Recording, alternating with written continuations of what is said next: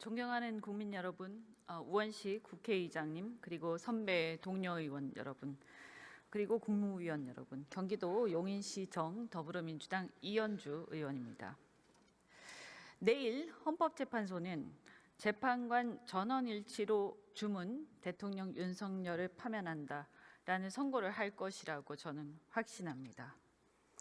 어제 재보궐선거의 결과는 비록 일부 지역에 국한되었지만 탄핵의 민심을 보여준 것이다, 이렇게 생각합니다.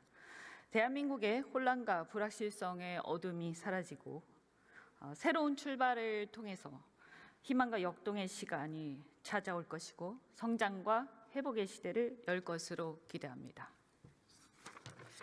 네, 오동훈 고위공직자 범죄수사처장님께 묻겠습니다. 네, 나와주시기 바랍니다.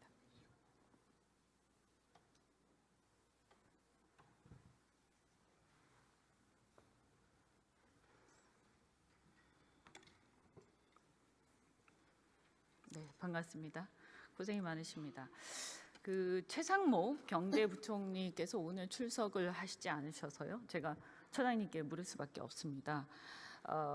경제부총리는 정부조직법에 의해서 기획재정부 장관은요, 우리나라의 환율, 외환보유고, 대미 금융정책 등을 총괄하는 고위 정책 결정자입니다. 알고 계시죠? 네.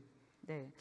최상목 경제부총리의 미국 30년 만기 국채 투자 현황을 보면 2023년도 정기재산변동 신고 시에는 없었습니다. 경제수석 비서관 당시인데요.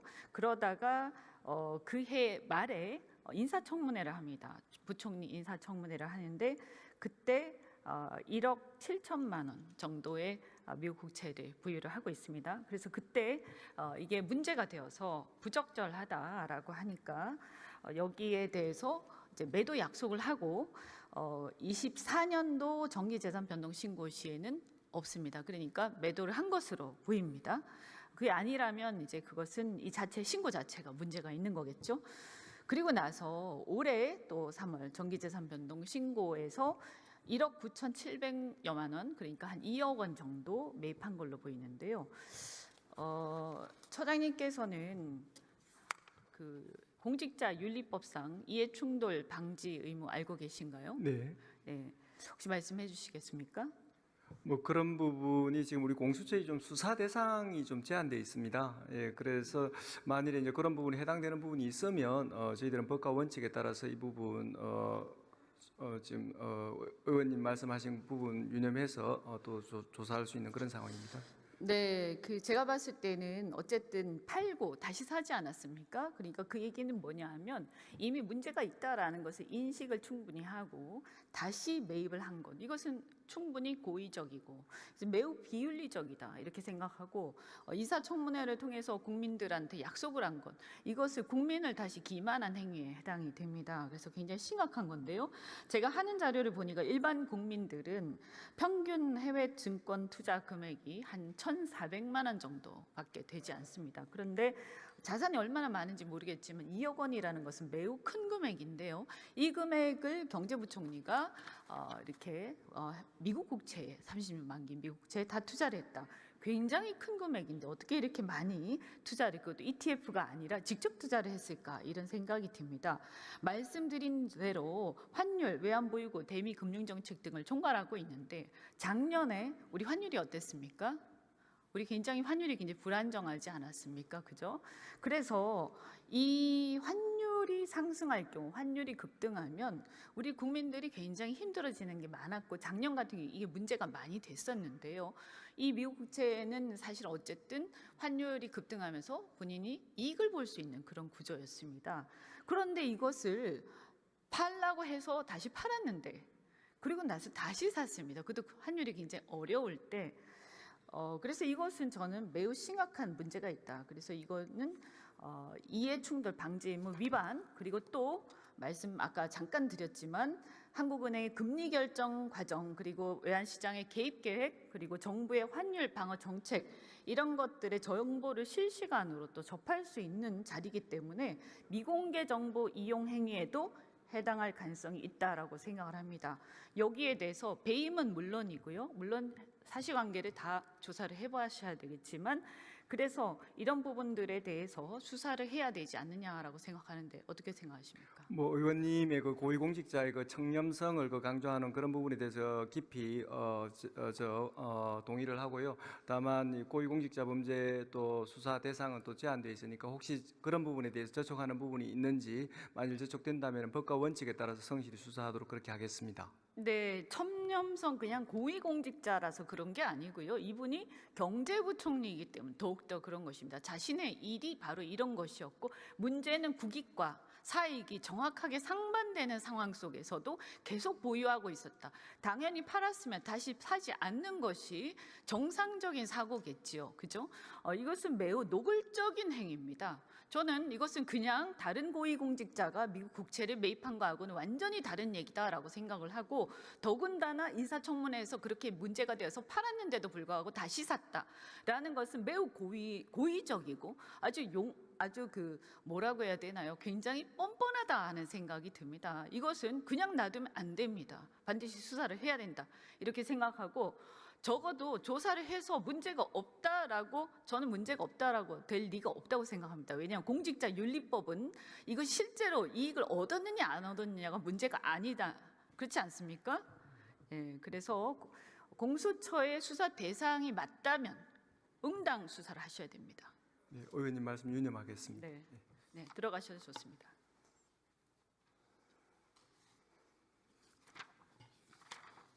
법무부 차관, 네.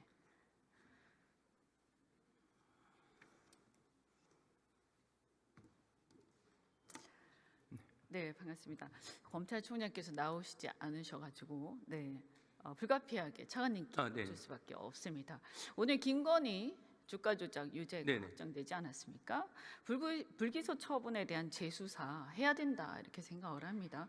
헌재에서는 이미 이창수 지검장에 대한 사건에서 기각을 하긴 했지만 여기에 대해서 문제 의식을 기자한 바가 있습니다. 알고 있습니까? 네, 읽어봤습니다. 네네네. 그래서 오늘 이 판결을 정확히 보시고 여기에 대해서 어쨌든 뭐 사건 일일이 다 지휘하는 건 아니지만 이 부분에 대한 이 지휘 검찰총장이나 이쪽 검찰에서의 재수사는 꼭 필요하다. 저는 그렇게 생각합니다. 네, 지금 이 항고가 제기돼서 서울 고검에서 그 수사 네. 중에 있는 사안인데 아마 참고할 네. 것으로 제가 하고 있습니다. 그리고요. 법원의 구속 취소, 윤석열 구속 네네. 취소에 대한 검찰의 즉시 항고 관련해서 네네. 네. 왜 하지 않았다고 그렇게 얘기합니까? 검찰에서? 기본적으로는 영장주의 원칙입니다. 헌법재판소 결정이 비춰봤을 때 구속 계속 여부에 대한 판단을 사법권 독립 원칙에 의해서 신분이 보장된 판사가 아니라 검사나 그 밖의 행정기관의 의사에 전적으로 좌우하게 하는 것은 영장주의 원칙에 반한다고 하는 확립된 결정이 있어서 네. 신병이 풀려나지 않은 상황에서 즉시 항고하는 것은 그 자체로서 위헌적인 판단을 받을 가능성이 굉장히 높다라는 차원에서 안 한 것인데 아마 위원님께서는 그러면 그냥 항고라도 왜 하지 않았냐라는 말씀을 하실 수 있을 것 같은데 그 부분은 네. 수사 기관에서 판단을 이렇게 한 것 같아요. 첫 번째는 기본적으로 즉시 항고를 할 수 있는 것으로 규정된 영역에 있어서 보통 항고가 가능하냐라고 하는 부분에 대해서는 이론이 많이 있습니다. 그래서 일부 주석서에는 즉시 항고가 가능하다고 규정된 사안에서 즉시 항고를 하지 않으면서 보통 항고는 안 된다는 설도 있고 또 한 가지가 이 재판부가 기본적으로 이 윤석열 대통령에 대한 1심 재판부인데 이 재판부의 취지가 이제 그 구속기간 날짜만 문제 삼은 것이 아니고 공수처의 수사권 등등을 비롯한 여러 가지 쟁점에 대해서 좀 논란의 소지가 있다. 그래서 이제 막 형사재판이 시작된 상황에서는 의문의 소지를 해소할 필요가 있다고 판단했기 때문에 수사팀에서는 결과적으로 1심 재판에 이제 본안 재판에 집중하는 것이 효율적이라는 판단을 한 것으로 생각하고 있습니다. 국민들이 차관님 말씀하시는 거 들어보면 무슨 말인지 하나도 모르실 것 같아요. 예. 이해가 안 갈 겁니다. 일반인들은. 예. 그래서요. 이게 말이 됩니까? 그러면 왜 다른 사람들은 석방하지 않습니까? 우리 대한민국은 헌법에 의해서 평등의 원칙이 있고 적법 절차가 있지 않습니까? 아시죠? 네. 왜 다른 사람들은 석방하지 않습니까? 지금 다른 사안을 제가 확인해 보니까 즉시 항고가 문제된 사안들은 모두 다 신병이 확보되지 않고 이제 석방된 상태에서 검찰에서 이제 즉시한 항고를 한 사례는 있는데 이 사건과 같이 지금 이제 위원님께서 말씀하신 바와 같이 저는 잠깐만 제가 네네. 끊어서 죄송한데 즉시 항고를 안 해도 이게 만약 잘못됐다고 생각해서 그냥 풀어줬으면 모든 국민들한테 그거 해야지. 그러면 국민들이 다 일일이 변호사 써가지고 즉시항고 해야 돼. 아니, 죄송합니다. 이 판결을 갖다가 문제를 삼아야 됩니까? 이 결정을 받아야 됩니까? 예, 구속기간 산입에 대해서는 네. 그 판단에 대해서는 검찰에서도 법원의 판단과는 좀 다릅니다. 그래서 법원의 판단을 수용해서 그 종전의 관행을 바꾸는 것은 아니고 종전 관행대로 하되, 다만 법원의 그 구속기간 산정에 대한 판단에 대해서는 동의할 수 없지만 본안 재판에서 다투겠다는 입장입니다.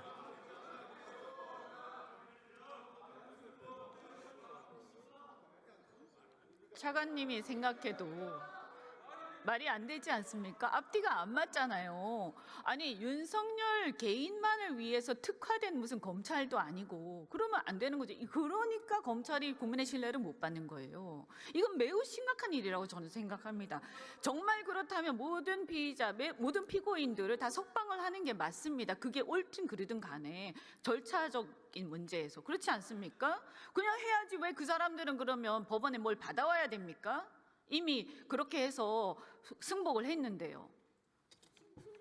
근데 지금 윤석열 대통령 사건에 대해서도 검찰은 법원의 구속기간 산정에 대한 판단에 그러면 대해서 왜 다투고 항고를 있습니다. 안 했어요? 즉시 항고를 안 했으면 보통 항고라도 했었어야죠. 그리고 오케이, 거기까지 그럼 이해하더라도 보통 항고 했었어야죠. 안 했잖아요. 그래서 그 그 승복한다는 얘기 아니에요? 네, 그 부분 제가 앞에서 간단히 말씀드렸는데, 즉시 항고가 가능한 영역에 있어서 안 했을 때 보통 항고는 재개가 불가능하다라고 하는 유력한 견해가 있습니다.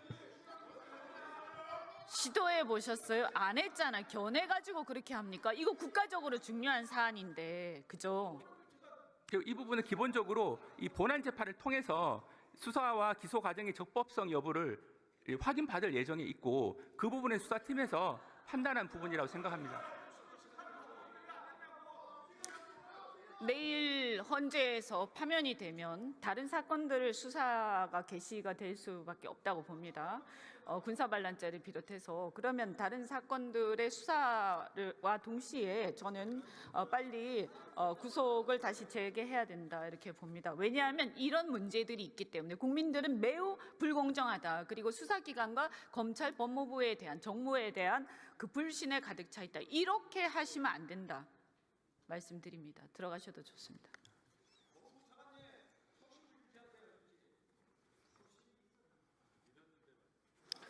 산자부 장관님 나와주십시오.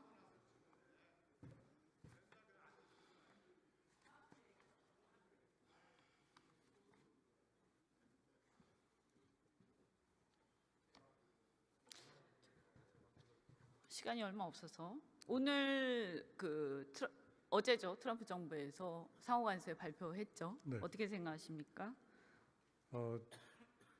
예, 저희가 뭐 그동안 여러 가지 시나리오 가지고 대응하고 있었는데 생각보다 좀 높게 그 발표가 돼서 저희 산업계 여러 가지 우려가 있고 오늘 지금 계속 산업계하고 지금 저희가 협의 중에 있습니다. 조만간 미국 측하고 긴밀하게 협의를 해서 우리 산업계에 부정적인 영향을 최소화시킬 수 있도록 노력하겠습니다.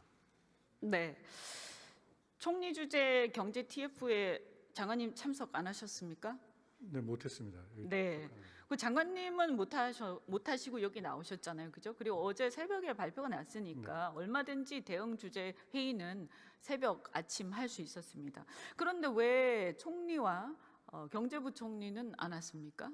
지금 저희가 업종별로 계속 그 협의를 할 일들이 좀 많이 남아 있고요. 지금 제 대신에 차관들이 지금 하고 있습니다.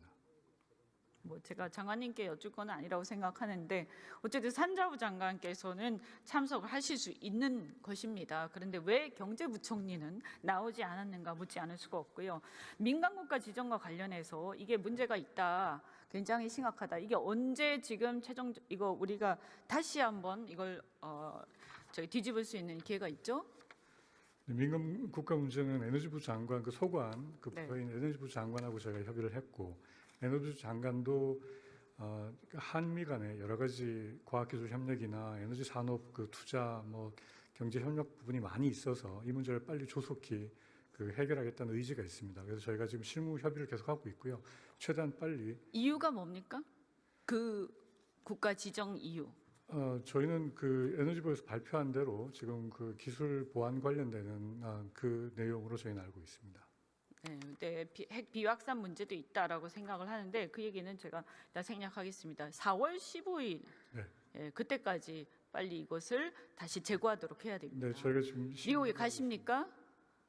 지금 실무 협의를 하고 있고 저는 지금 또 뭐 상호관세 문제도 있고 해서 저희가 여러 가지 지금 그 전략을 보고 있고요.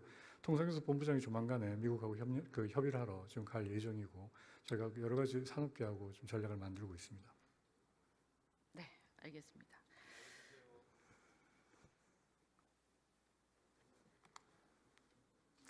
네, 국민 여러분, 우리 대한민국 여러 가지로 매우 어렵습니다. 이제 내일 파면 선고로 인해서 대한민국 재출발하고 우리가 다시 성장과 회복으로 가기를 바랍니다. 감사드립니다.